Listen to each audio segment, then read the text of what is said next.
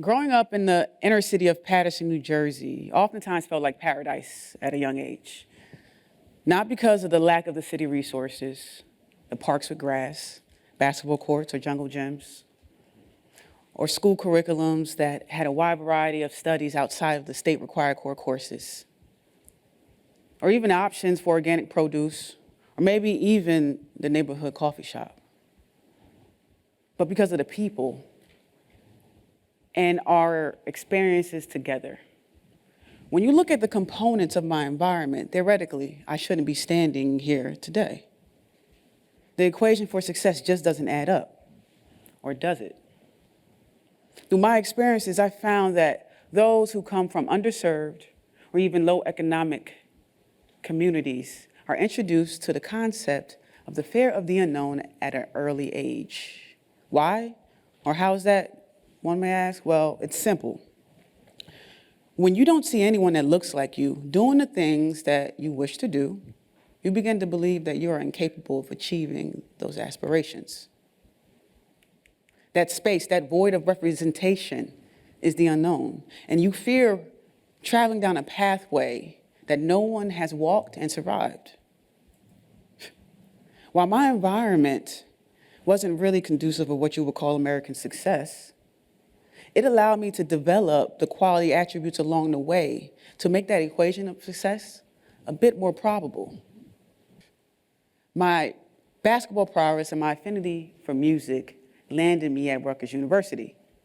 I studied psychology and music while competing on one of the nation's top basketball teams. This led to a professional career as an athlete and eventual transition to corporate entertainment, the music industry. Well, the years I spent as an athlete, competing as an athlete in a team sport, allowed me to inadvertently study the art of teamwork.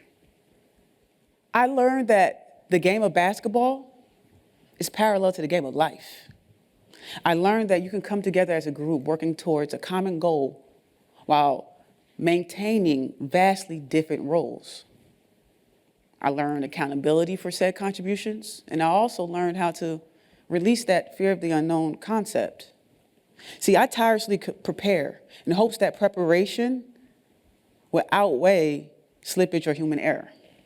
See, I may initially never know the end result of anything, but I must shift my focus from the desired outcome to what it takes to get there. I focus on the incremental steps that it takes to get to the top of the staircase. My contributions in those seconds, those minutes, those possessions, those quarters become my sole focus. Teamwork makes the dream work. In basketball, when you are in an isolated position on defense without the help of your team defense, we call this being on an island. You're there to fend for yourself. You have to figure it out on your own. Good luck with that. Now, that's not much of a team concept, now is it? I actually find that concept transcends the sport itself and lends itself to be a reflection of human behavior, because no man is an island. We were made to work together. Humans are wired to connect. While this relationship is pretty complex, humans aren't well equipped for isolation. The need for human connection can be tied back to the need of love and belonging. And this is according to American psychologist Abraham Maslow. In his hierarchy of needs, it explains that the need of human connection is part of the basis of human motivation. Now, if that idea of the need for human connection to learn, or even basic motivation doesn't resonate with you, you should probably sit and ask yourself this. What good is it being a king or a queen of a land that is barren or uninhabited? You're alone, you're by yourself. You can't feed off the land. You can't sell anything to anyone, so there's no economic structure. You can't even share your experiences with anyone. You're alone. If that still doesn't resonate with you, well, ask yourself, do you truly fear human connection? Well, what is failure? You can take the idea, the concept of the fear of the unknown, and simply reduce that to be the fear of failure. Well, failure is an integral part of success. This we know. We often start with a thought. We then move to setting a goal. And with that goal in mind, we then hope to achieve it. Now, hope generally has a positive connotation, but we mustn't forget that it's two-sided. On the positive side of hope is the fulfillment of said dream, of said goal. The side that we try to avoid at all costs is failure. It is in that case, in those instances, in which we hold ourselves back. See, overcoming fear is truly easier said than done. But breaking down that internal wall of fear is definitely possible. See, I didn't even know that wall existed. I had to realize and I had to say that, hey, failure is not a permanent state. It's temporary. In fact, some of the world's biggest failures have led to some of our greatest triumphs and discoveries. Failure helped me find who I was at my core. And through failure, I built character. See, I'm just a Jersey girl that happened to be drafted to the WNBA's New York Liberty, where I spent 8 consecutive seasons, the home team. Often deemed the soul of the team, in turn, the Liberty held a special place in my heart.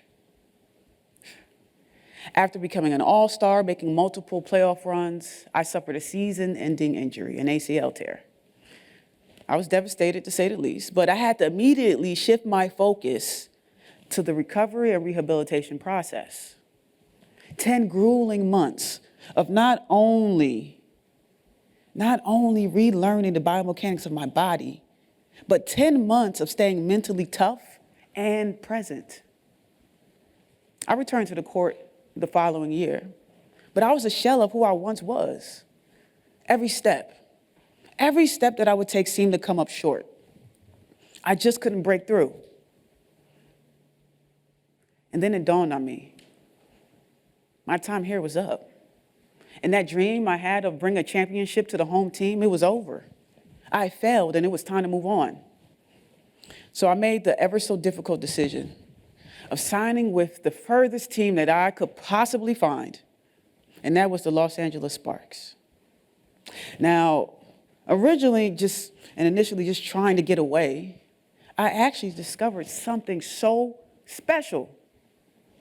The immediate chemistry and bond that was present in LA was unlike any other experience that I had as a professional athlete. Now, this led to a fairy tale season that ended with the WNBA championship. Now, that championship ended a 20-year drought for LA. So not only did I return to the court as a starter, but I found that once perceived failure was only propelling and preparing me for one of my greatest triumphs. So stay the course. Even the founder of Vaseline knows very well how quickly a failure can turn into a triumph. Originally set out to visit an oil field to research fuel, his research was brought to a halt because of some unfamiliar substance, jelly-like substance, that they called rod wax. Now, this rod wax was seen as a nuisance more than anything. That was until he realized something. He saw that it aided in the healing of minor cuts, burns,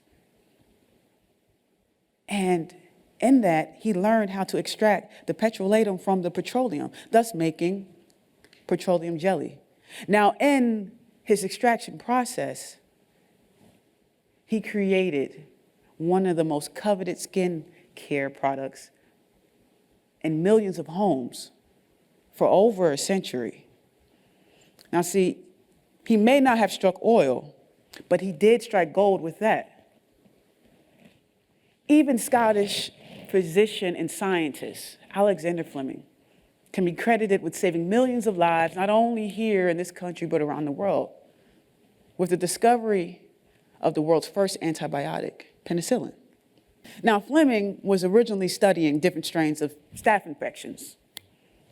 After gathering these cultures, leaving them in his lab, he decided to go on a family vacation. But what he returned to was one of the greatest contributions known to modern medicine. Now, this accidental discovery led to him winning a Nobel Prize. Again, another man's mold can be another man's gold. See, failure is subjective. You must contextualize failure in order to find your way. Remember, leaving the only team that I knew at the professional level, to go to a city where at most I spent 3 days at a time, was me taking a chance on the unknown. My decision to pursue a fresh start in Los Angeles was rooted in that perceived failure. But that perceived failure then turned to the motivation and the fuel I needed to achieve one of the most coveted athletic achievements, a world championship, my initial goal. See, you can't talk about overcoming failure without mentioning perseverance. And you can't persevere without embodying grit. The grit factor is the it factor. I didn't even know that there was a term coined for this attribute. See, that's because I only did what I saw others around me do. I did what my grandmother did. I did what my blue-collar grandfather did. I did what my breast cancer surviving mother did. I did what my wheelchair-bound father did. If I fell, I would get up, dust off my clothes, keep going, keep moving, keep rolling. And I didn't learn that in isolation. I learned that by bearing witness to others' journeys. I learned that through human connection, through not only existing but living, asking questions and observing, through diving deep into other people and not being wholly consumed by self. While we may travel down different paths, what we learn along the way will always be glaringly similar. See, basketball has afforded me the opportunity to travel the world. I've had the chance to go to countries and immerse myself into their cultures because of my thirst for learning and my respect for humanity.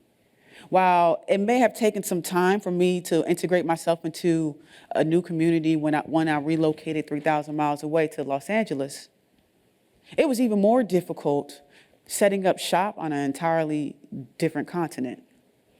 My first year as a professional athlete landed me in Europe. While at that point in life, it wasn't my first time visiting Europe, but it would be my first time living there. My first 2 stops, Riga, Latvia on the Baltic Sea, and Venezia, Italy. Now, I had no clue how I would be able to communicate with my teammates, management, or even the cashier at the local grocery store. I didn't know where I would find my everyday needs. I didn't know what I would eat outside of the McDonald's in the city square. I didn't know if my American style of basketball would adapt to the European style of play. Would I fail? The only known was I was going to play basketball. There were so many unanswered questions in that first year. But once I arrived, that fear began to dissipate.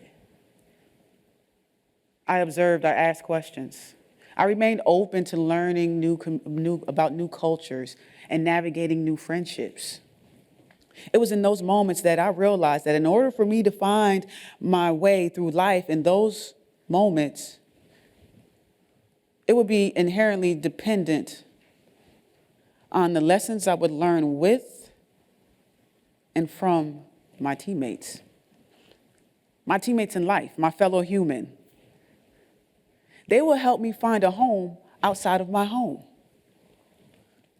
So whether you're a researcher, a multidisciplinary artist, or a college student embarking on the journey of adulthood, you mustn't forget the advantages of human connection. See, the power in learning from those orbiting in your stratosphere, from their losses and from their triumphs. I've learned this from a great quote. The seeds of great discovery are constantly around us, but they only take root in the minds well prepared to receive them. When blazing trails, the path may be dark. But look around and utilize those around you as lanterns to light every step of the way. Because in the end, no man is an island. Thank you.